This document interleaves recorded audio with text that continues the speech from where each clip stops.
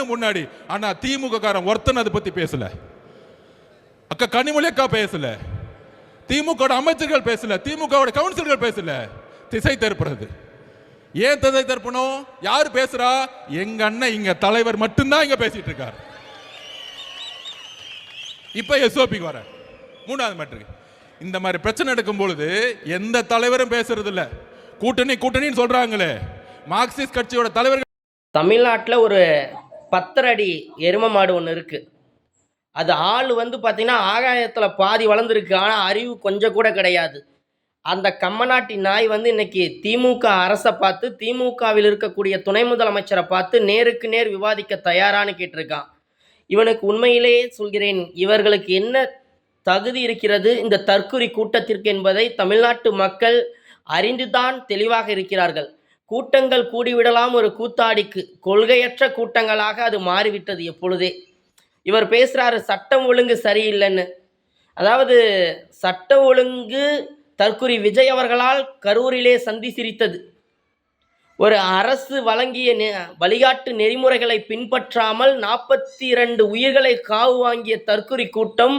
அதில் இருக்கக்கூடிய மார்ட்டினுடைய மருமகன், அதாவது கொள்ளையடிப்பதற்கு புது புது விதமாக தமிழ்நாட்டில் தடை செய்யப்பட்ட லாட்டரியின் மூலமாக லாட்டரியில் கொள்ளையடித்த கொள்ளை கூட்டம், பல ஏழை எளிய மக்களை காவு வாங்கிய லாட்டரி கும்பல் தமிழ்நாட்டை பற்றி பேசுகிறது, தமிழக முதல்வரை பற்றி பேசுகிறது, துணை முதலமைச்சரை பற்றி பேசுகிறது.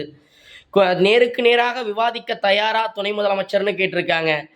செல்லா காசு செருப்படிக்கு சமமான ஒரு கேடுகெட்ட தரம் கெட்ட தற்குறி தருதலை 10 அடி எரும மாடு, ஆள் மட்டுமே ஆகாயத்தில் பாதி, அறிவு கொஞ்சம் கூட, அதாவது அறிவு என்பது எட்டா கனியாக இருக்கக்கூடிய இந்த மாட்டின் மருமகன், அதாவது லாட்ரி விற்பனை அதிபதியினுடைய மருமகன், பல ஏழை எளிய மக்களை காவு வாங்கிய கும்பலை சார்ந்தவன் இவன் பேசுகிறான். கொள்ளையடிப்பதில் திமுக அரசு, திமுக தலைவர் கைவந்த கலை அவருக்கு என்று சொல்லியிருக்கிறார்.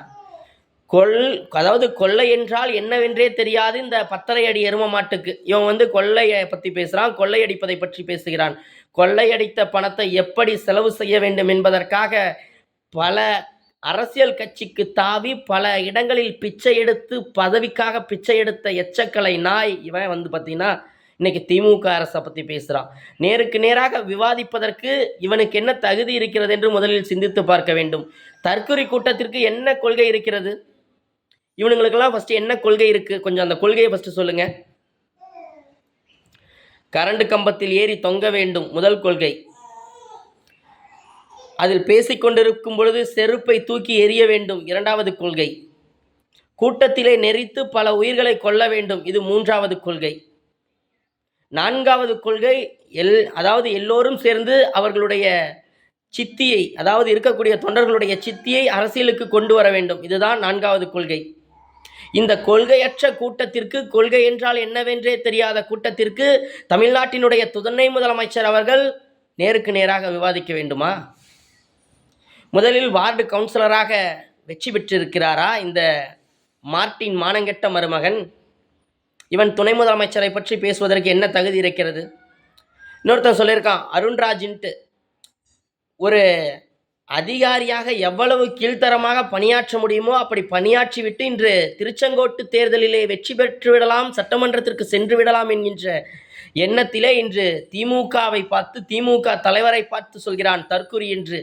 அட கம்மநாட்டின் நாய, தற்குறி என்றால் அதற்கு உதாரணம் தமிழக வெற்றி கழகம்தான். தற்குறி என்றால் அதில் இருக்கக்கூடிய தொண்டர்கள் தான் உண்மையான தற்குறிகள். தொண்டர்கள் இருந்தால்தானே அதனுடைய தற்குறி என்ற அருமை புரியும். அதில் இருக்கக்கூடியவர்கள் எல்லாம் பால்வாடிக்கு போகக்கூடியவர்களும், பள்ளிக்கு போகக்கூடியவர்களும், கல்லூரியிலே 1ஆம் ஆண்டு படிக்கக்கூடியவர்களும் தான் அதிலே தற்குறி கூட்டங்களாக இணைந்திருக்கிறார்கள். இவர்கள் மத்தியிலெல்லாம் திமுகவை பற்றி விமர்சிப்பதற்கு அறவேக்காட்டுத்தனமாக அரசியல் செய்யக்கூடிய ஆதவ் அர்ஜுனாவிற்கு என்ன தகுதி இருக்கிறது? ஆள் மட்டும் ஆகாயத்தில் பாதியாக இருந்தால் போதுமா? ஆள் பார்க்கறதுக்கு நல்லா எரும மாடு மாதிரி வாட்ட சாட்டமாக இருந்தால் மட்டும் போதுமா? கூட்டங்கள் வந்துவிட்டால் அவர்கள் மத்தியிலே என்ன வேண்டுமானாலும் பேசிவிடலாம் என்கின்ற எண்ணத்தில் பேசக்கூடிய இந்த எரும மாட்டுக்கு எப்படித்தான் நாம் உணர்த்துவது? ஒரு கட்சியில் இருந்திருந்தால் அவனுக்கு அதனுடைய அருமை தெரியும். பல நேரங்களில் பல கட்சிக்கு தாவி கொண்டிருக்கக்கூடிய ஒரு கோமாளித்தனமான அரசியல் செய்யக்கூடிய அரசியல் அறவேக்காடு.